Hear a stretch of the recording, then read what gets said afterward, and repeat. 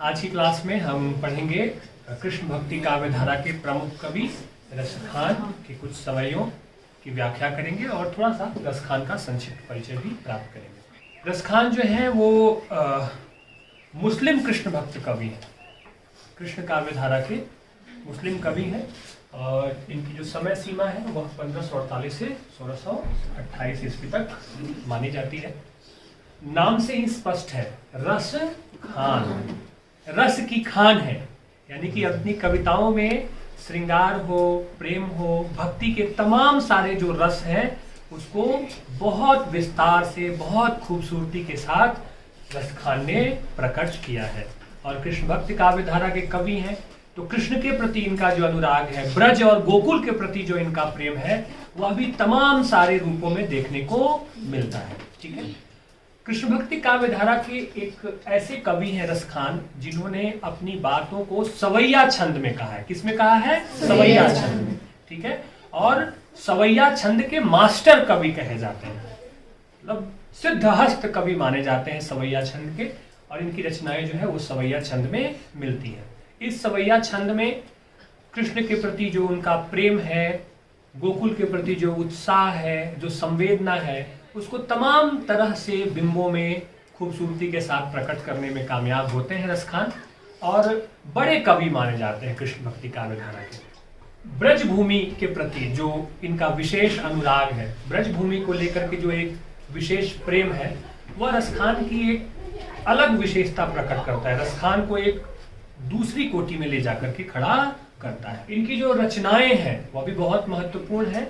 प्रेम वाटिका इनकी सर्वाधिक प्रसिद्ध रचनाओं में से एक है, जिसका प्रकाशन 1614 में हुआ था। इसके अलावा प्रेम वाटिका के अलावा सुजान रसखान, दान लीला, अष्टयाम आदि इनकी प्रमुख रचनाएं हैं। ठीक है, पाठ्यपुस्तक में, हमारे पाठ्यपुस्तक में जो सवैया है वह इनकी रचना सुजान रसखान से सारे सवैये लिए गए। कहां से लिए गए हैं? सुजान रसखान। ठीक है ना, ये इनकी महत्वपूर्ण रचना है जिससे ये पाठ्यपुस्तक में सम्मिलित सभी सवैये क्या है? लिए गए। ठीक है, तो संदर्भ में क्या लिखेंगे हम? जब भी जो भी सवैया रसखान का परीक्षा में आएगा तो संदर्भ में लिखेंगे प्रस्तुत सवैया हमारी पाठ्यपुस्तक मध्यकालीन हिंदी कविता से अवतरित है, जो मूल रूप से रसखान की मूल रचना सुजान रसखान में संग्रहित है। आगे बात समझ में? ये हो गया संदर्भ। ठीक है, उसके बाद फिर एक एक सवैये का प्रसंग और फिर उसकी व्याख्या। तो जो पहला सवैया है हमारे पाठ्यपुस्तक का, उसका प्रसंग जो है या जो विषय वस्तु है उसमें रसखान जो है ब्रज भूमि जो है, गोकुल, जहां जो कृष्ण का निवास स्थान है, उसके प्रति अपनी गहरी श्रद्धा, अपना गहरा प्रेम व्यक्त करते हैं और यहां तक कहते हैं कि अगले जन्म में चाहे जो भी बनाओ, ठीक है, जो कुछ भी उन्हें बनाओ, लेकिन वह जीवन कहां प्राप्त करना चाहते हैं? ब्रज और गोकुल में ही प्राप्त करना चाहते हैं, मतलब ब्रज से अलग जाना ही नहीं चाहते हैं। ठीक है, तो अगले जन्म की इच्छा उन्होंने प्रकट की है। ठीक है, तो सवैया को हम लोग खूब मन से गाएंगे और उसकी व्याख्या करेंगे। दो दो पंक्ति हम साथ में मिलके गाएंगे और फिर मैं इसकी व्याख्या आपके सामने प्रस्तुत करूंगा। ठीक है, तो शुरू की दो पंक्तियां मेरे साथ गाइए। 1 2 1 2। मनुष्य हो तो वही रस खानी, बसो ब्रज गोकुल गांव के ग्वारन। जो पशु हो तो कहा बस मेरो चरो, नित्य नंद की धेनु मझारन। बहुत सुंदर। रसखान कहते हैं कि अगले जन्म में अगर मानुष हो तो वही रस खानी, बसो ब्रज गोकुल गांव के ग्वारन। कि हे परमात्मा, अगर मुझे मनुष्य योनि में पैदा करना, मनुष्य बना करके इस धरती पर भेजना, तो कहां भेजना? मुझे ब्रज के गोकुल गांव में भेजना। ठीक है, जहां पर मैं गोकुल गांव के बीच में ग्वाल बाल के साथ क्या कर सकूं? गाय चरा सकूं, विचरण कर सकूं, जैसे कृष्ण कन्हैया अपने बाल सखाओं के साथ ग्वाल बाल के साथ क्या करते थे? गाय चराते थे, घूमते थे और उनके साथ खेला करते थे। तो अगर मनुष्य बनाना तो उस गांव में, ब्रज के गोकुल क्षेत्र का मनुष्य बनाना, ताकि मैं उन ग्वाल बाल के साथ खेल सकूं जैसे कृष्ण खेला करते थे। जो पशु हो तो कहा बस मेरो, चरो नित्य नंद की धेनु मझारन। और अगर पशु बनाना तो क्या बनाना, गाय बनाना, ताकि मैं क्या कर सकूं, गाय बन सकूं, ताकि मैं नंद बाबा की जो गायें चरने को जाती हैं उन गायों के बीच में मैं भी सम्मिलित हो सकूं, जिन गौओं को कृष्ण चराने के लिए लेके जाया करते। आगे बात समझ में? तो ब्रज के प्रति, वहां से जुड़ी चीजों के प्रति कितना अनन्य प्रेम है इनका, कि अगले जन्म में ये पशु बनने के लिए भी तैयार है, लेकिन कहां जन्म लेना चाहते हैं, गोकुल में जन्म लेना चाहते हैं, उस ब्रज भूमि में जन्म लेना चाहते हैं। और यहीं तक नहीं रुकते हैं, आगे बढ़ते हैं और क्या कहा, पाहन हो तो वही गिरी को जो, धरियो कर छत्र पुरंदर धारण। जो खग हो तो बसेरो करो मिली, कालिंदी कुल कदम्ब की डारन। पाहन कहते हैं पत्थर को। हे परमात्मा, अगर मुझे पत्थर ही बना देना तो कैसा पत्थर बनाना, उस पर्वत का पत्थर बनाना जिस पर्वत को कृष्ण ने, गोवर्धन पर्वत को कृष्ण ने अपनी उंगली पे क्या किया था, उठाया था। याद करिए, इंद्र को जब बहुत अहंकार हो गया, पुरंदर कहते हैं इंद्र को, तो उस अहंकार को तोड़ने के लिए इंद्र ने क्या किया, बारिश करना प्रारंभ कर दिया। इतनी बारिश की जैसे कि पूरा ब्रज क्या हो जाएगा, बाढ़ में समा जाएगा। उस बाढ़ से रक्षा करने के लिए कृष्ण ने क्या किया था, गोवर्धन पर्वत को अपनी उंगली पे उठा लिया था और सभी ब्रजवासियों की क्या की थी, रक्षा की थी, और इंद्र के अहंकार को भी तोड़ा था।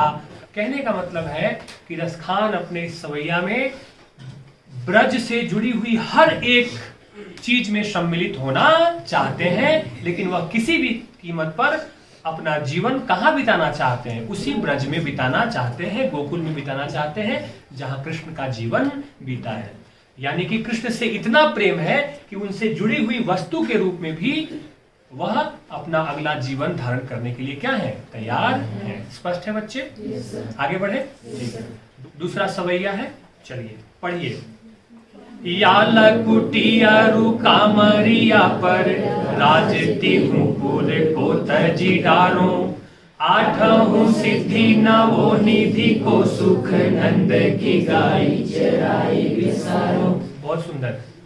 इस सवैया में वो बता रहे हैं कि कृष्ण से जुड़ी हुई चीजों को प्राप्त करने के लिए वह तीनों लोकों का सुख त्याग करने के लिए क्या है, तैयार है। तीनों लोगों का सुख कुछ भी नहीं है उस ब्रज से जुड़ी हुई चीजों को आत्मसात करने में और कृष्ण से जुड़ी हुई चीजों को स्वीकार करने में। कहा, या लकुटी आरु कामरिया पर, राजती हूं पूरे को तजी डारो। लकुटी कहते हैं लाठी को, और कामरिया कंबल को, कि जो लाठी और कंबल लेकर कृष्ण अपने ग्वाल सखाओं के साथ गाय चराने के लिए जंगल में निकल जाते थे, उस लाठी और कंबल के लिए मैं तीनों लोगों का सुख त्यागने के लिए क्या हूं, तैयार हूं। मैं तीनों लोगों का सुख त्याग सकता हूं उस लाठी और कंबल के आगे। आठहूँ सिद्धि नवो निधि को, सुख नंद की गाय चराई विसारो।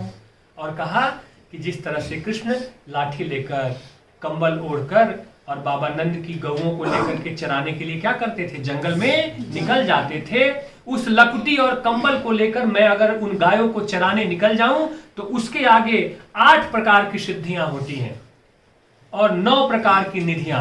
माना जाता है कि 8 सिद्धियां हैं, अणिमा, लघिमा, गरिमा, महिमा, प्राप्ति, प्रकाम्य, इशित्व, विशित्व, ये 8 तरह की सिद्धियां हैं। उसी तरह से 9 निधियां मानी जाती हैं। कृष्ण की लाठी ले ली है, वो कंबल ओढ़ लिया है, उस सुख के आगे मैं 8 प्रकार की सिद्धियों और 9 प्रकार की निधियों को त्यागने के लिए क्या हूं, तैयार हूं। मुझे कोई फर्क नहीं पड़ता। आगे कहा, रस खानी कब इन आखिन सो, ब्रज के बन बाग तड़ाग निहारो। और अपनी भावना प्रकट करते हुए कहा, इच्छा व्यक्त की कि आखिर कब, कहते हैं कि आखिर कब वह समय आएगा जब मैं अपने इन आंखों से ब्रज के क्या बाग को, उपवन को, तालाब को, सब कुछ को देखूंगा, निहारूंगा। आखिर वह समय कब आएगा। वह विह्वल हो रहे हैं कि वह समय कब आए कि वह फिर से ब्रजभूमि में चले जाएं, वहां के वनों को, फूल पत्तियों को, तालाबों को, तड़ागों को, सबको देखें, निहारें, क्योंकि वो सारी चीजें किससे जुड़ी हुई हैं? कृष्ण से जुड़ी हुई हैं, और कृष्ण के प्रति रसखान की हृदय में अन्यतम प्रेम है, इसलिए उनसे जुड़ी हुई चीजों को वो देखना चाहते हैं, वहां पहुंचना चाहते हैं। और कहा, कोटिक ही कल धौत के धाम, करीले के कुंजन ऊपर वारों। एक एक शब्द का अर्थ यह समझिएगा। कोटिक का अर्थ होता है करोड़ों, कलधौत का अर्थ होता है सोना चांदी, धाम का अर्थ होता है भवन, करील का मतलब होता है झाड़ी, और कुंजन का अर्थ होता है उपवन, वन। कवि कह रहे हैं कि ब्रज का के जो उपवन है, बाग बगीचे हैं और कटीली जो झाड़ियां हैं, उनके लिए मैं करोड़ों सोना चांदी के भवन और महलों को त्यागने के लिए क्या हूं? तैयार हूं। यानी कि अभी थोड़ी देर पहले पीछे की पंक्ति में अभी वो कह रहे हैं ना कि वह कब समय आएगा कि मैं गोकुल के, ब्रज के बाग को, उपवन को, तालाब को क्या करूंगा? देखूंगा। और अगली पंक्ति में कह रहे हैं कि करोड़ों प्रकार के सोने चांदी के महल को भी मैं ब्रज के उन बागों, बगीचों और झाड़ियों के लिए त्यागने के लिए क्या हूं? तैयार हूं। यानी कि उन बागों, उपवन और ब्रजभूमि के लिए वह करोड़ों प्रकार के सोने चांदी के महल को त्यागने के लिए भी क्या है? तैयार है। तो इस प्रकार आप देखें कि ब्रजभूमि के प्रति कितना विशेष लगाव रसखान की कविताओं में बार बार छलक करके आ रहा है। कभी वह किसी न किसी रूप में वहां जीवन धारण करना चाहते हैं, और कभी वो कहते हैं कि उस ब्रजभूमि के आगे मैं करोड़ों प्रकार के सोने चांदी के महल को क्या कर सकता हूं? त्यागने में जरा भी समय नहीं लगा। स्पष्ट है? आगे समझ में? अगला सवैया पढ़िए। मोरे पंखा सिरे ऊपर राखी हो, गुंजे की माले गले पहिरोंगी, ओढ़ी पीतांबर लैला कुटी बन, गोधन ग्वारीन संग फिरोंगी। बहुत अच्छे। इस सवैया में एक गोपी जो है, एक सखी जो है, वह अपने मन की अभिलाषा दूसरी सखी के सामने क्या कर रही है? प्रकट कर रही है। कृष्ण के प्रति जो उसका प्रेम है उसको प्रकट किया है, लेकिन साथ ही साथ यह भी प्रकट किया है कि वो जो बांसुरी है ना, वह मेरी सौतन है, वह हमेशा कृष्ण के पास होती है। तो वह सब कुछ करने के लिए तैयार है, कृष्ण का सारा रूप धारण करने के लिए तैयार है सखी, लेकिन बांसुरी धारण करने के लिए क्या है? तैयार नहीं है। बांसुरी को सौतन मानती है और कहती है दूसरी सखी से, मोरे पंखा सिरे ऊपर राखी हो। हे सखी, मैं मोर के पंख को अपने सिर पे लगा लूंगी। क्यों? क्योंकि कन्हैया अपने सिर पे मोर के पंख को धारण करते हैं। गुंजे की माले गले पहिरोंगी। गुंज एक प्रकार का फूल है, मैं उस फूल की माला को भी अपने गले में धारण कर लूंगी, क्योंकि वह फूल भी कृष्ण को पसंद है।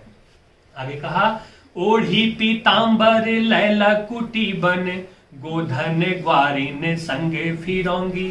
पीतांबर वस्त्र धारण कर लूंगी, जैसे कृष्ण धारण करते हैं। लाठी ले लूंगी और वस्त्र धारण करके, लाठी लेकर के, ठीक है, मैं ग्वाल बालों के साथ जंगल जंगल गाय चराना भी पसंद करूंगी। वह स्वांग भी मैं करूंगी, क्योंकि कृष्ण भी ऐसा ही करते थे। आगे कहा, भाव तो वो ही मेरो रस खानी, सो तेरे कहे सब स्वांग करूंगी। या मुरली मुरली धर की, अधरान धरी अधरान धरूंगी। कहती है सखी, हे सखी, भाव तो वो ही मेरो रस खानी। हे सखी, मेरे मन में भाव तो ये है कि तेरे कहे सब स्वांग करूंगी। तुम जो कहो कृष्ण की नकल करने की, वो सारी चीजें मैं करूंगी।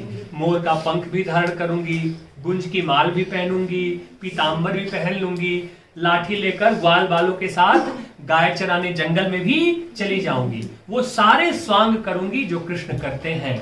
लेकिन एक समस्या है मेरी सखी, और समस्या क्या है? या मुरली मुरलीधर की, मुरलीधर यानी कि कृष्ण की जो मुरली है, अधरान धरी, जिस मुरली को वह अपने होठों से लगा के रखते हैं और बांसुरी बजाते हैं, अधरान धरूंगी, उस मुरली को मैं अपने होठों से स्पर्श नहीं होने दूंगी। उस मुरली से उसे ईर्ष्या हो रही है, उस बांसुरी से उसे ईर्ष्या हो रही है, जलन हो रही है। क्यों?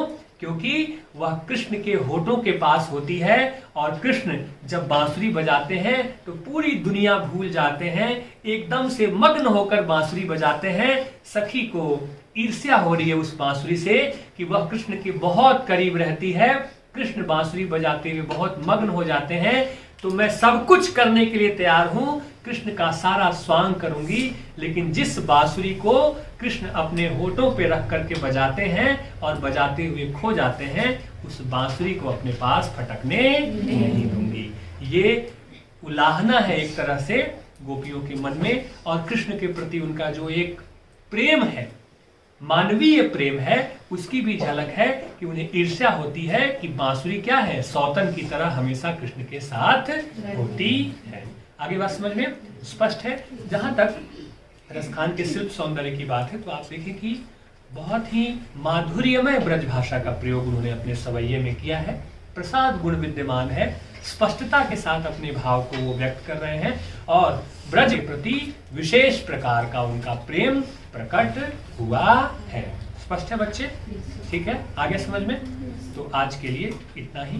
ठीक है, कल की क्लास में बाकी बचे हुए हम 4 पद पढ़ेंगे।